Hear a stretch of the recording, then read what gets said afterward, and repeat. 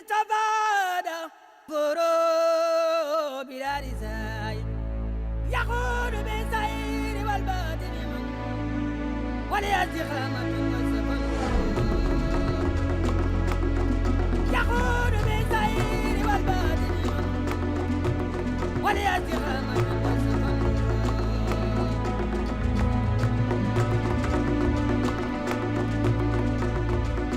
These mysterious lands, which seem to rise out of the clouds, are the Highlands, situated in the east of the island of New Guinea to the north of Australia.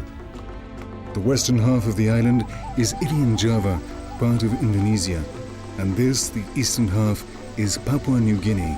The country includes over 1,400 islands, both large and small.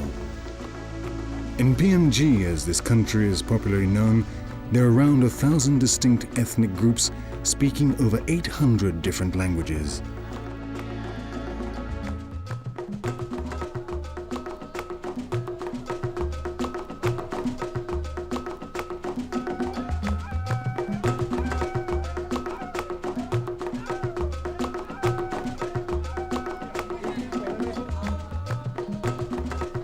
The fierce nature of these tribes, the practice of cannibalism, and the fact that some groups cut off the heads of their enemies made this island a fearful place, which travelers tried to avoid.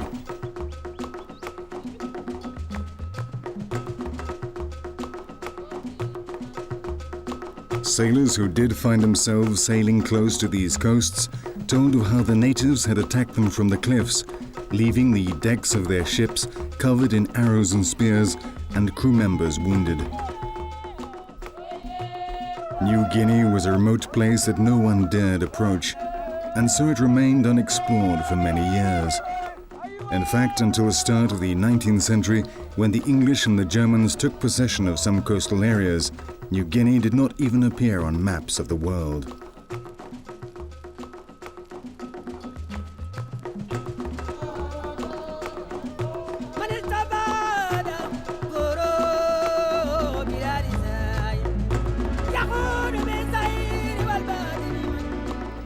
And here in the Highlands, there was no contact with the natives until the 20th century, 1930 to be precise, when Michael Leahy and Michael Dyer, searching for gold, climbed the eastern flanks and discovered 1 million people belonging to over 400 different tribes.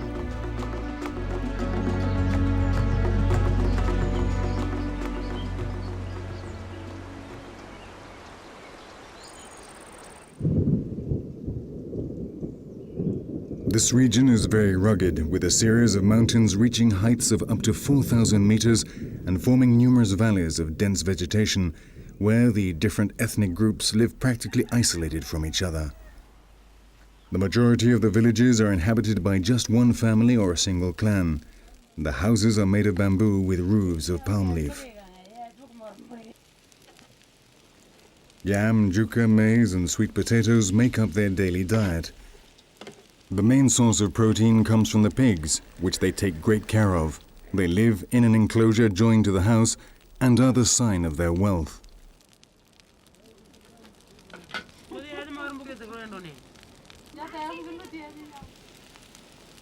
The house is divided into different rooms, compartments separated by walls of woven bamboo.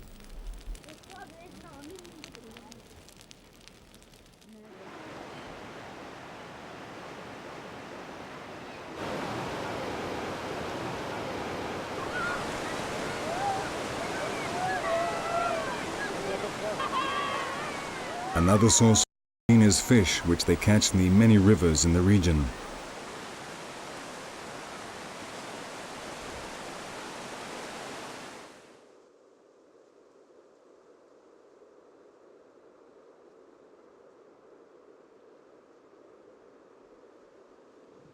Without a doubt, the rough highland terrain and the extremely warlike nature of these tribes, always in conflict with their neighbors, have contributed to the great ethnic variety we still find today.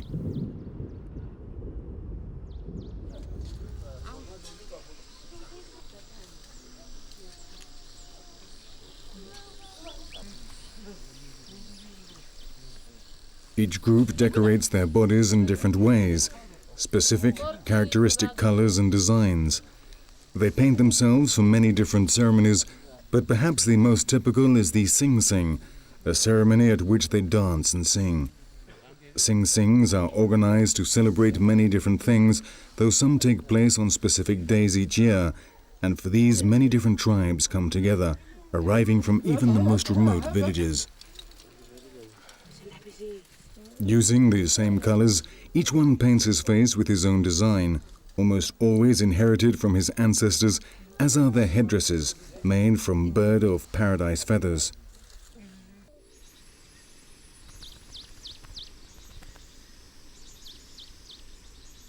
The bird of paradise is now a protected species and can only be hunted with bow and arrow before the Sing Sing. From the time the Spanish sailors took the feathers back to Europe in the 16th century, trade in these feathers was indiscriminate. All over the world they were greatly prized as decoration in theatre shows.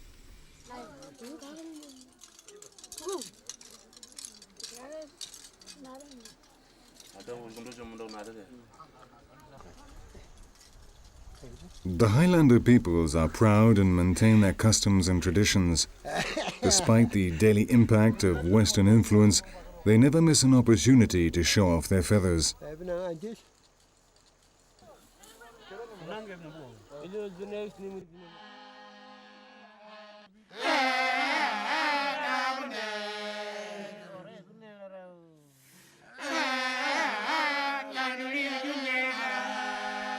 One of the most numerous and most singular groups in the highlands are the Huli.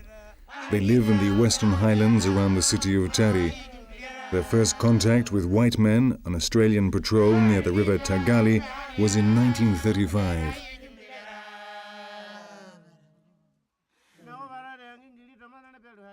They normally go bare-chested. They have belts made of fibers, and hanging from them there is always a hungoya, a knife made from the tibia bone of the cassowary, a flightless bird slightly smaller than the ostrich and which is very common in PNG. In their rituals, they paint their faces with red and yellow clay and vegetable dyes. At the initiation ceremony, a hole is drilled through the nose into which they will later insert pig's teeth, feathers, or small pieces of wood. Hanging from the back of their necks, the powerful hornbill beak symbolizes strength and courage in battle. Their large three-peaked hats are made with their own hair and decorated with flowers and cassowary feathers.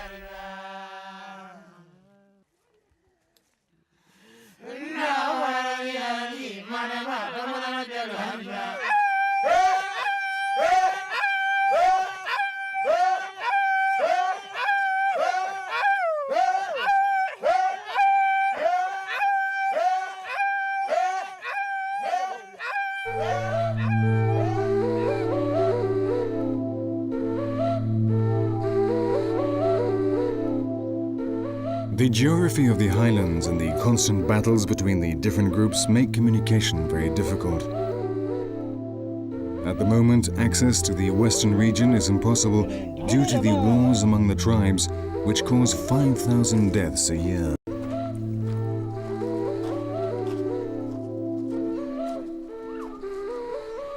But it has always been like this. Every village, every settlement has studied the best way to defend itself from neighboring clans or tribes. They have made the best bows, more effective spears, heavier, more solid axes and clubs, shields with which to protect themselves, systems of defense and attack, traps and ambushes.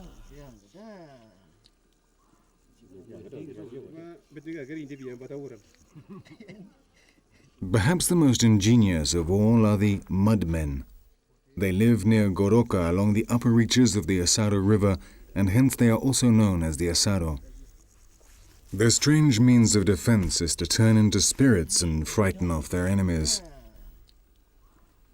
For this they make these masks of mud which, with their grotesque, exaggerated features, look like galactic monsters from distant fictitious planets. The majority of the ethnic groups in the highlands believe in superhuman beings that live in the rivers, caves, the sky and the forests, and which intervene constantly and decisively in the lives of men. This is their religion, and they make offerings to ask for protection and to ward off misfortune.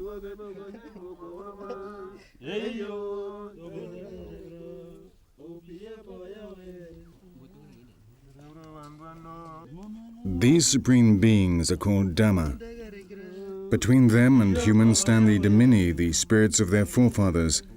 There is also a third group of beings called the Tomya, who live in objects like stones, necklaces, spears, etc., and cause illnesses and misfortunes. The sorcerers can turn these forces against other people in ceremonies called Puri Puri, which take place at night.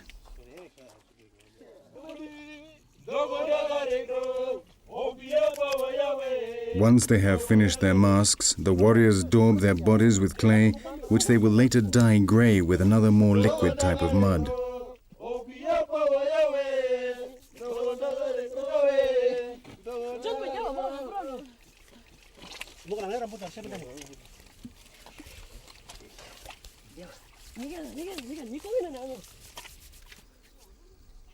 They also decorate their waists with ferns, which, spread with mud, take on an ethereal appearance, making the ghostly figures look even more convincing.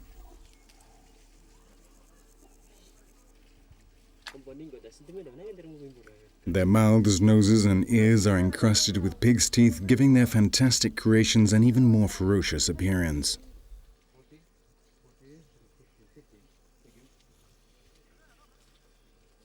According to the legend, these methods of invoking the gods began a long time in the past. The Asado were being hunted by the most numerous of their enemies. Many people had died, and they were waiting the final attack. Then one of the ancients, a man called Pukido Pod, had a dream in which he saw the image of grey, terrifying spirits. That same night they made the first masks of mud. The men attached bamboo canes to their fingers like long fingernails and daubed their bodies with clay. Shortly before sunrise, in the shadows of the forest, the mud ghosts approached the enemy lines with slow, sinuous movements. When they saw them, their enemies fled, terrified, and the Asado were saved.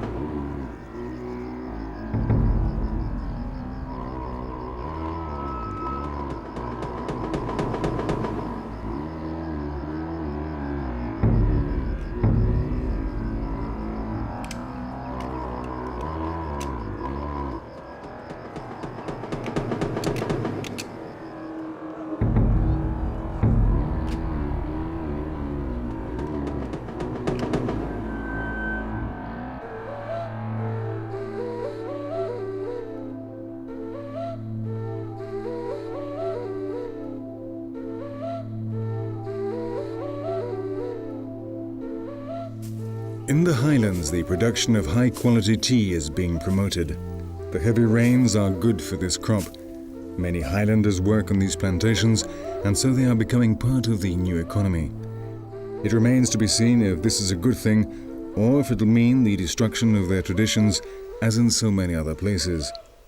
Coffee of the Arabica type is also being strongly developed.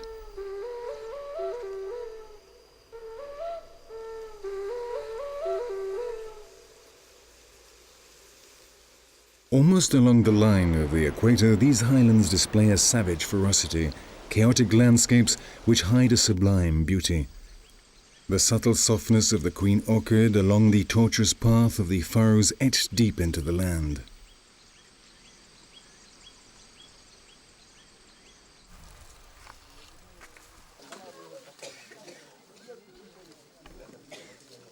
This is a country of villages and village people who communicate by using an extraordinary repetitive cry.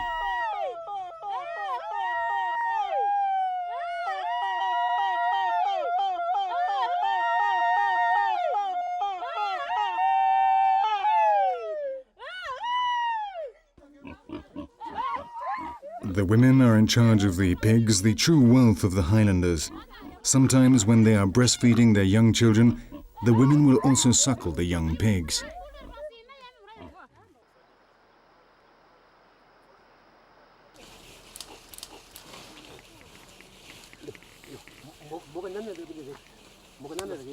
Fire has always been very important for these mountain peoples.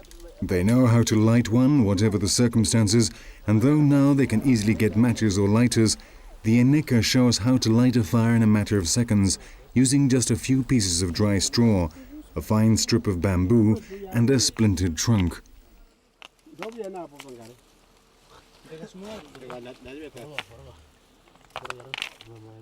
Today they have gathered together to prepare mono. This is an ancient recipe and they all take part. It is a ritual and the traditions must be strictly adhered to.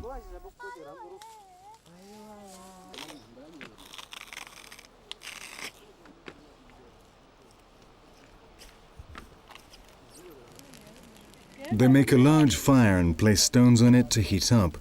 These stones will later be placed in the hole which they will dig in the ground, and there the food will be cooked.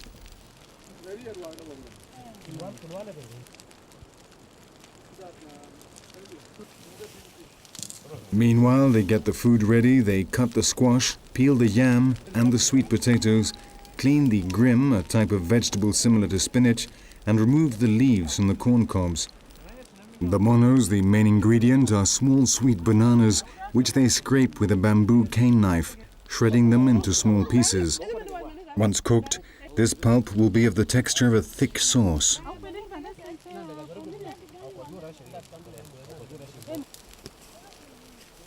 Once they have finished digging, the hole is lined with grass and banana leaves so that the food does not touch the soil.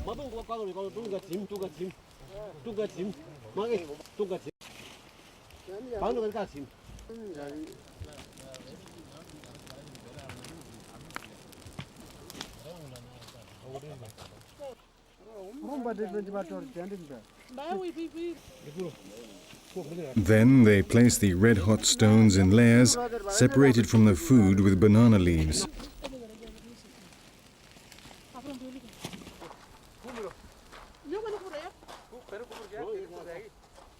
Yet another use for bamboo is to carry water from the river. The underground oven needs enough humidity to ensure that the food will be cooked without burning the leaves.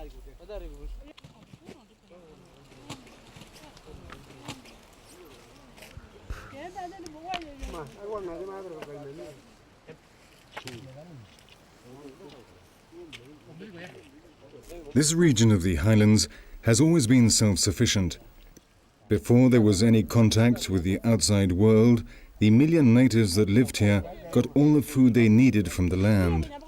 They traded among each other either by barter or using the kinas, shells of mother pearl made into crescent shapes which still today are very valuable. They wear them around their necks at the ceremonies and dances. Of lower value were the toras, circular seashells with a hole in the center, which were threaded to make necklaces. The official currency of PNG is now called the kina, divided into 100 toras.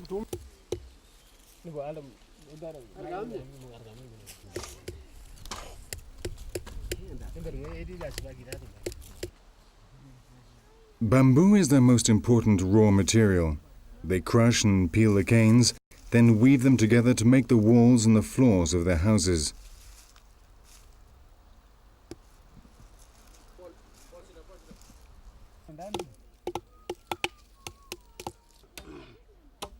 They also use bamboo to make their bows and arrows. Over 20 varieties of this flexible cane grow here, and it is also used to make kitchen utensils, knives, and even musical instruments, like this one, very similar to a Jew's harp.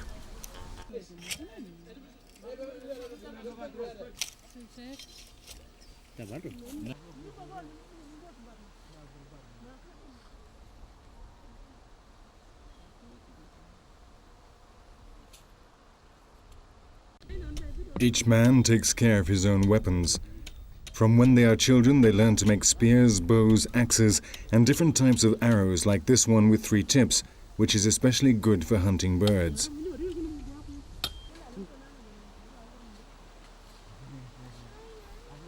The string of their bows is also made from bamboo.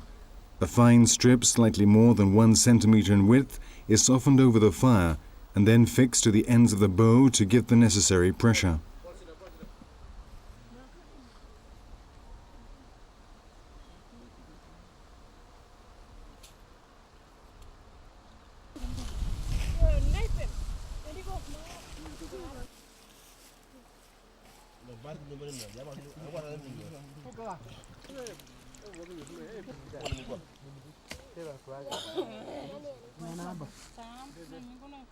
Two hours later, the primitive pressure cooker has done its job. The food is ready.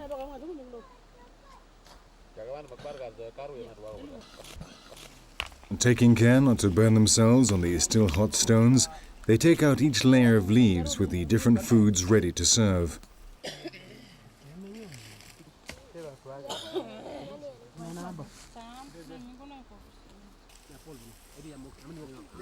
The food is shared out equally following strict protocol. No one gets more, no one less. That could lead to serious conflict.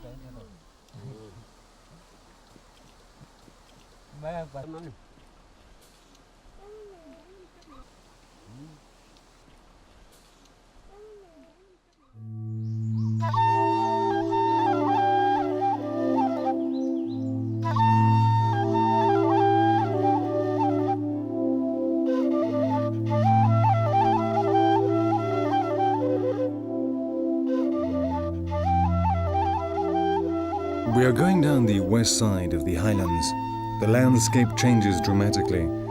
The mountains give way to enormous valleys covered in conifers and pine trees, more like the forests of the Mediterranean and not these equatorial regions of Oceania.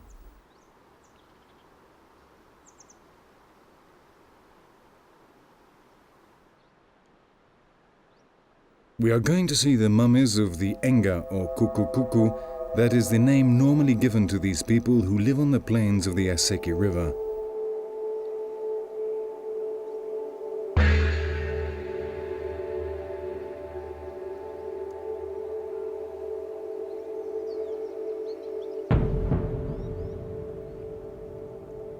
High up in the mountains where there is no vegetation, in a natural shelter which the natives call the Sacred Rock, the Enga mummies stand silently watching over the lives of the Kuku Kuku.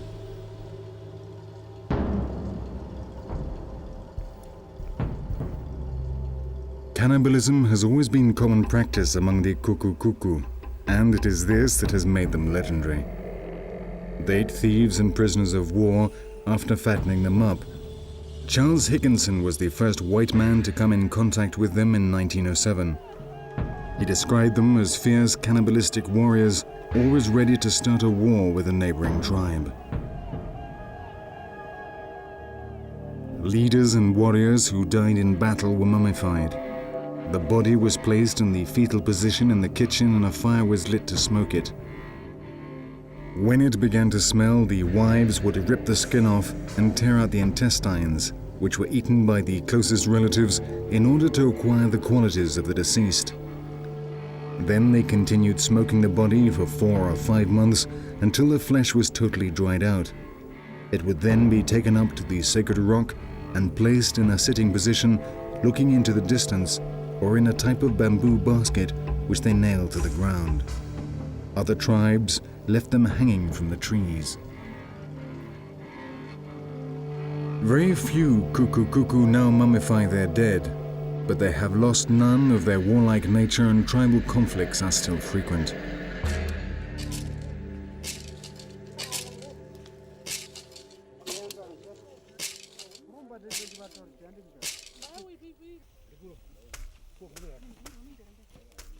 Cannibalism has almost entirely died out, though there are still isolated cases of human flesh being eaten in the most remote regions. We must understand that for these warriors just 15 or 20 years ago, cannibalism was perfectly normal.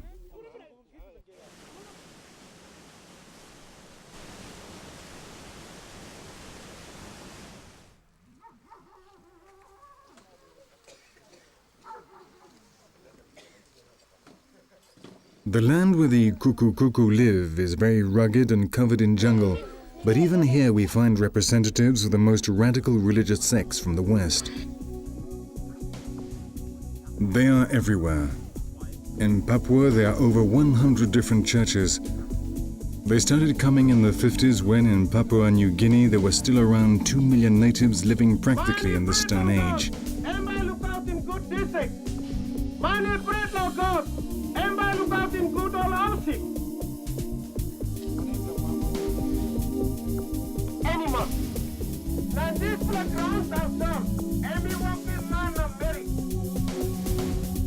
This was a valuable prize. Missionaries from the different sects came with their Western beliefs and gods, frantically vying with each other to convert the heathens. Tragically, this has led to the loss of ancient customs and ways of life.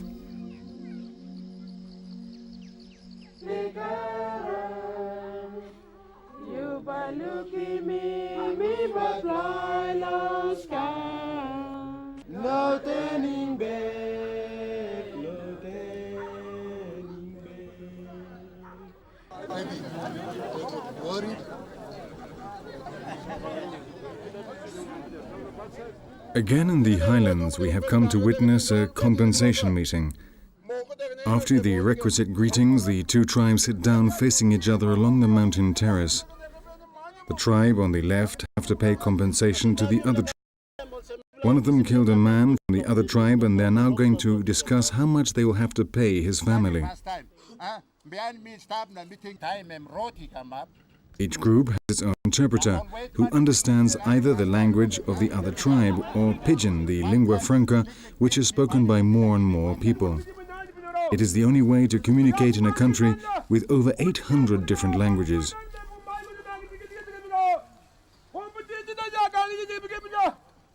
Every day across the whole country, there are to decide compensation. People go to them with axes, machetes and bows. If an agreement is not reached, it might turn into a bloody fight. There are more and more deaths because in tribal battles firearms are increasingly replacing the traditional bows and spears. They may talk for hours or even days discussing the quantity of kinas or the number of pigs the injured family should receive. But in the end, they almost always come to an agreement.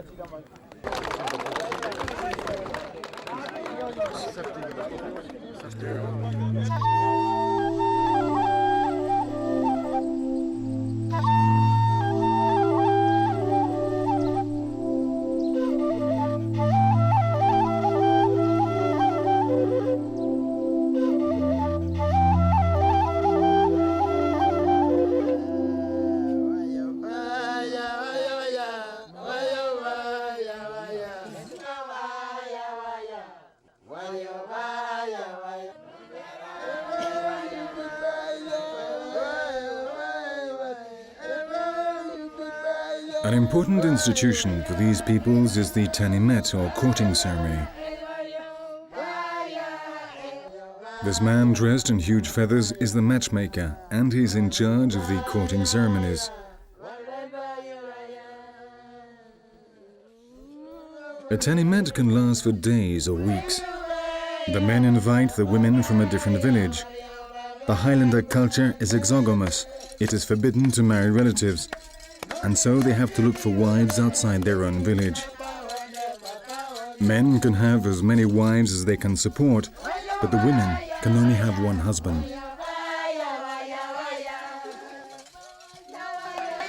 The songs speak of love affairs and list the obligations of the future spouses.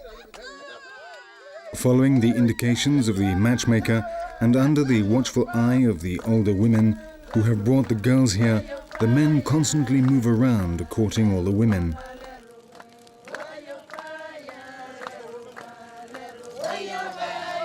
They cross their legs and take hold of each other's hands. They are all wearing their finest traditional clothes and wear provocative makeup. Both the man and the woman must agree before the matchmaker will give his consent.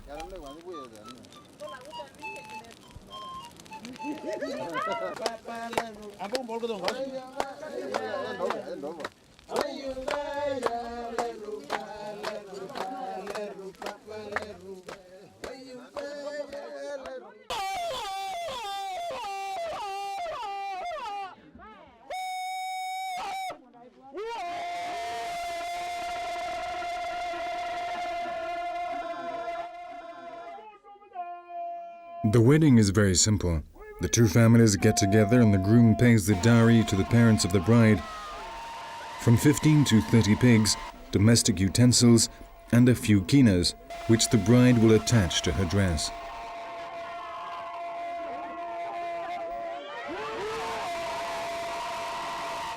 Once the dowry has been handed over, The bride and groom and the bride's family go to her village. Manistafada Poro Bilarizai Yahud Besairi Walbadiniman Waliazikhamat. In the north of Papua New Guinea, we find a very different region to the highlands, around the Sepik River, which flows from west to east. It is 1,126 kilometers long, and its basin covers 78,000 square kilometers.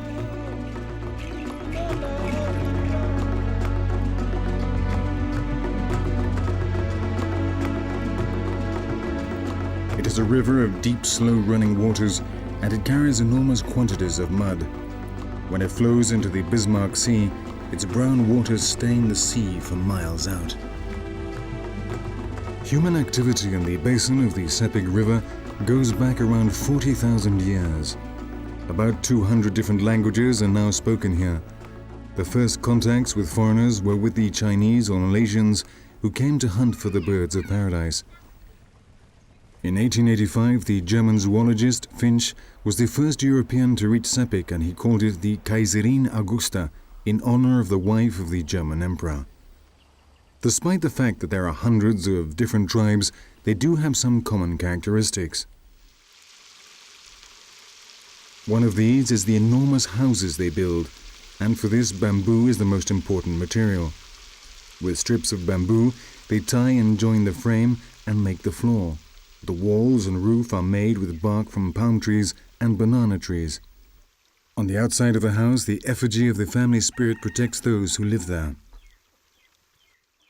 Several generations of the family live in the same house.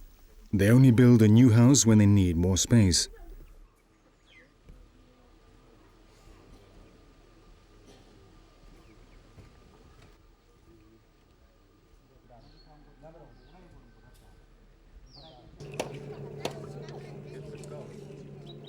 Fish is their main source of protein. The river has an enormous variety of fish. Many species have been introduced recently, like these introduced from Africa and which have rapidly increased in numbers. They trade in dry fish with the other tribes from the north of the island to the highlands.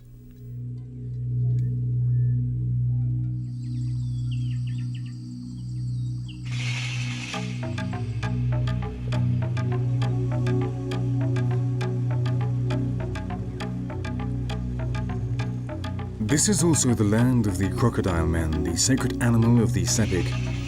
The spiritual life of these people is centered on the tambaran or house of the spirits. The drawings represent gods shown in their dreams and going about their daily lives. The greatest god of all is the crocodile, the king of the river. The tambaran itself is built in the shape of its powerful jaws.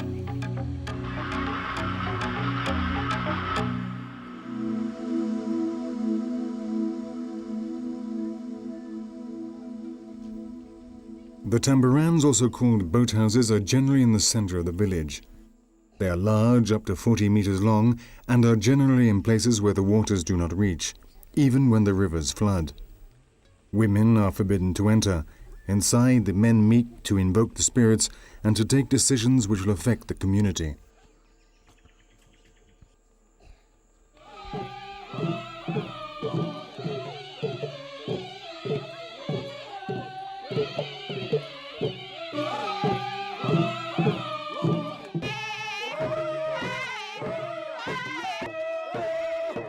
On special occasions, they get together dressed in traditional costumes and dance around the tambaran, and this way they call on the spirits that protect them.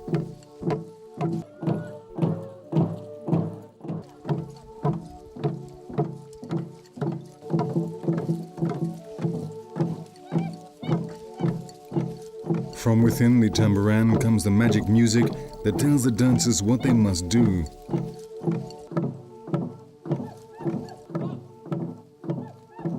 Inside the house of the spirits, the initiated beat the garamut, a kind of enormous tom-tom, and play the ritual flutes.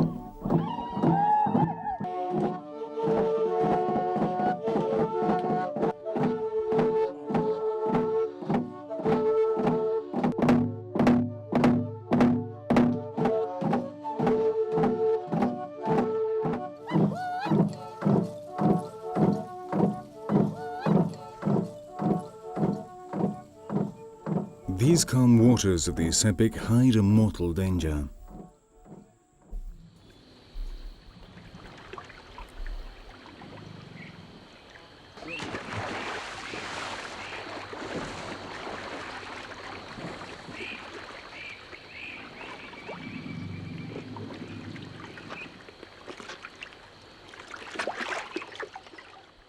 In PNG, there are two species of crocodile, the New Guinea crocodile, which can be up to 4 meters long, and the marine crocodile, which is the largest crocodile in the world. It can grow to over 7 meters and can live in both freshwater and seawater. In captivity, there have been examples of crocodiles weighing over a ton. They are naturally aggressive, true man-eaters. This crocodile is worshipped in Sepik.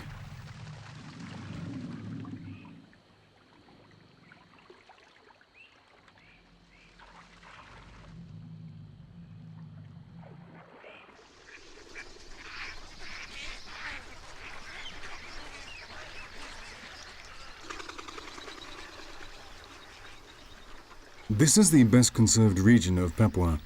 It is a bird paradise. As there are no roads or paths, humans have had less impact.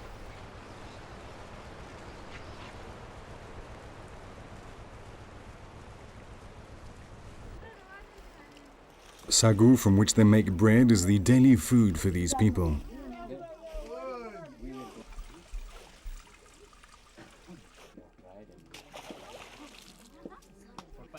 This is a palm tree from the trunk of which they extract a starch which increases enormously in volume when cooked. To obtain the starch, they wash the crushed pith, which they then pass through a sieve. Each tree gives between 300 and 350 kilos of sagu.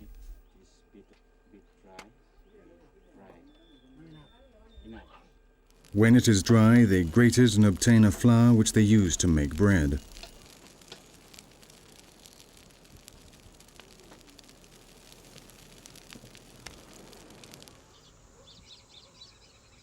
In the Sepik River, a spectacular phenomenon occurs. Islands are formed which float and move with the current. They are sometimes so big that they form natural dams.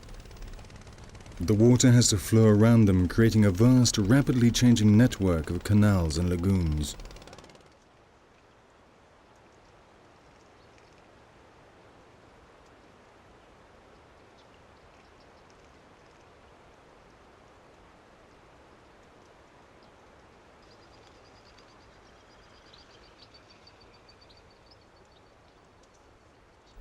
There are thousands of water hyacinths in the river, and they accumulate in the pools and lagoons, forming vast extensions where it is virtually impossible to see the water. The natives are always aware of the state of the canals and where it is possible to navigate, though with great difficulty.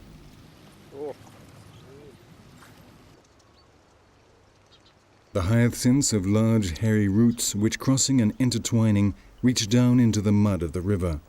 They can form large solid platforms on which grasses and bushes then grow. Parts break off and become floating islands.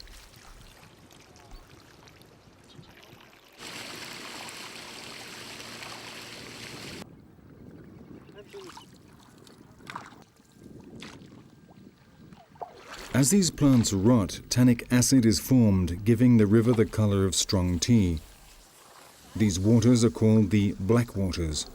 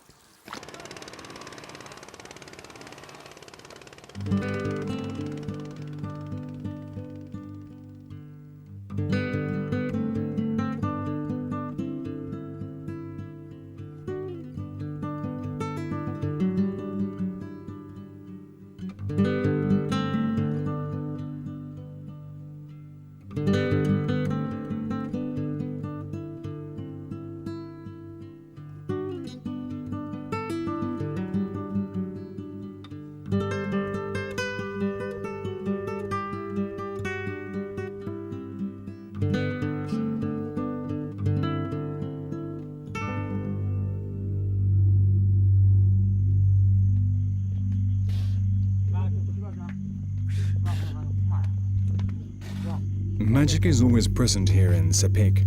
Everything that happens is a direct result of the action of the spirits.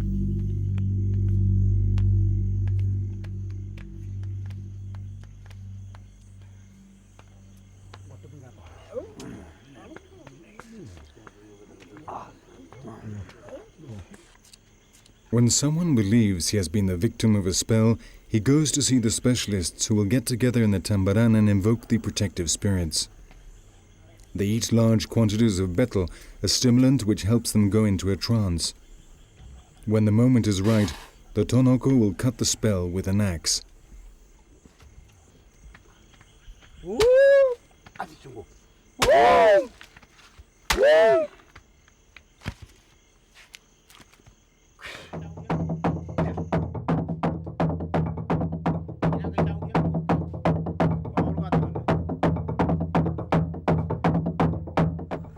In the village of Timbumeri on the southern shore of Lake Chambri, the Garamut tom-toms sound out announcing the initiation ceremony of the crocodile men. From dawn, all the men of the village start work preparing the ritual. By the river beside the Tambaran, they build a crocodile nest. They remove mud with buckets to make sure the water drums are deep enough and enclose the area with palm leaves and banana leaves. The uninitiated and the women are not allowed to see what happens inside this area.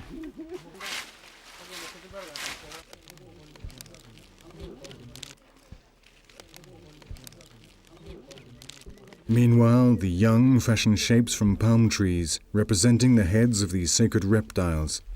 They decorate them with strips of palm, cut into the shape of crocodile tails, and with flowers and leaves.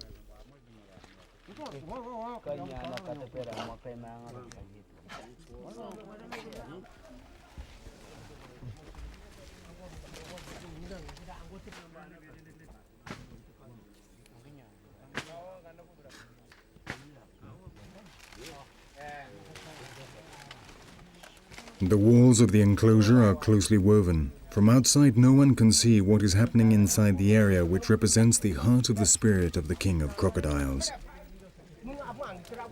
Inside, they make sure that the palm trunk, which will represent the reptile's tail, moves properly. When the tambaran has also been hidden behind branches of a palm tree and banana tree, the preparations are complete.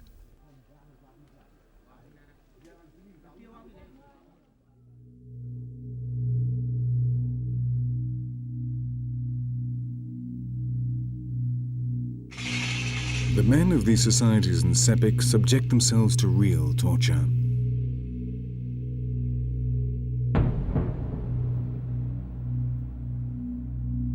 With several hundred cuts, their skin takes on the appearance of that of their reptilian gods.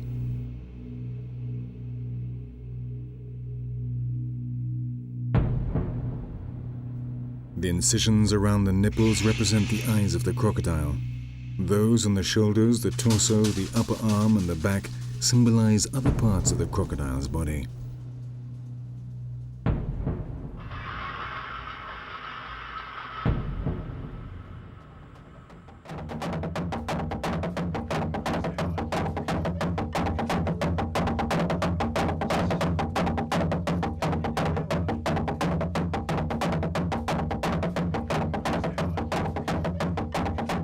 As soon as the sun sets, the enormous Garamuts announce the start of the ceremony. Our cameras move through the branches of the crocodile nest.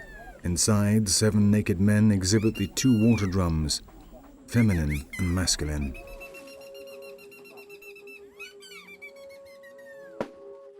Soon the heart of the king of the crocodiles starts to beat. This sound imitates that of the powerful reptiles.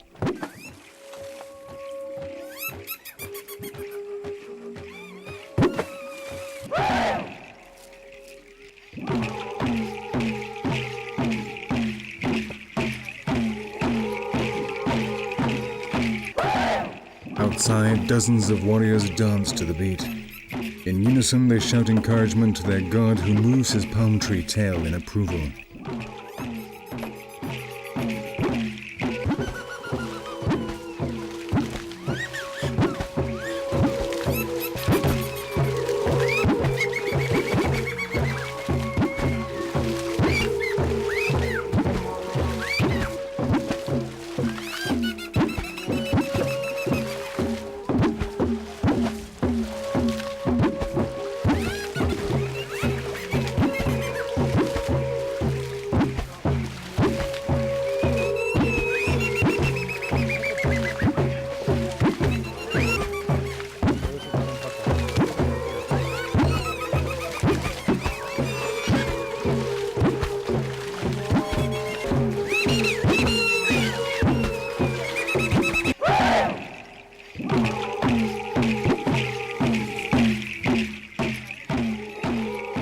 initiated always watch the performance from a distance, moved by the strange sounds they hear. They truly believe these sounds emanate from another world.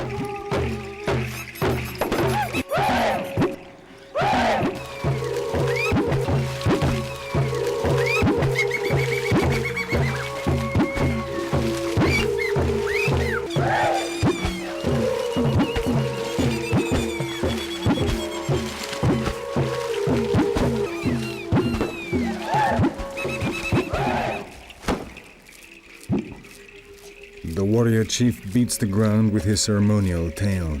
From the nest, the water drums reply. All the elements must be coordinated so the spirit of the king of crocodiles will come and possess the initiated.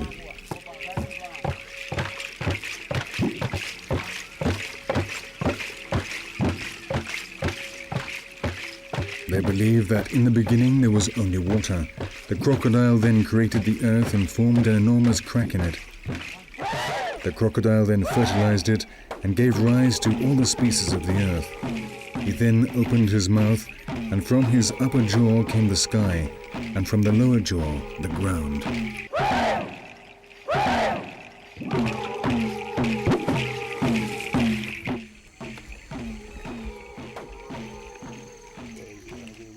The initiate is led into the Tambaran.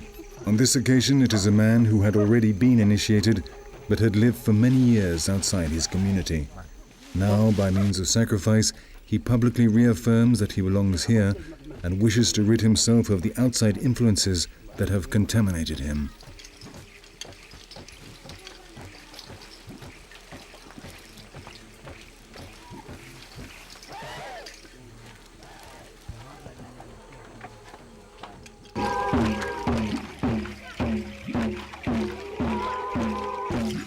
Outside, the warriors continue to shout encouragement to the Great Spirit. Soon, purifying blood will be spilt.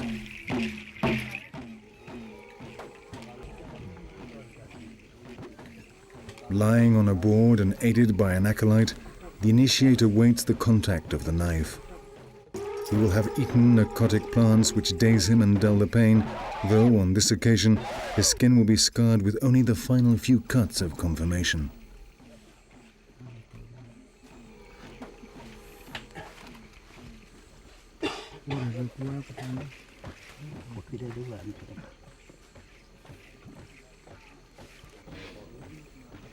The wounds are covered with mud and with guac, a vegetable oil with powerful antiseptic properties. The result will be scars in the form of scales.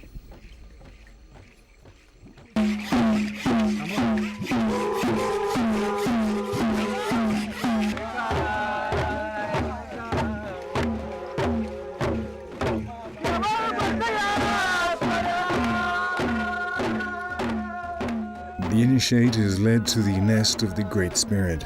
He is now a crocodile man.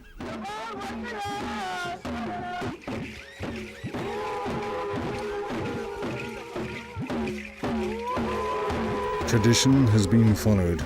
The symbiosis of man and reptile keeps alive the ancestral codes of the great river of black waters.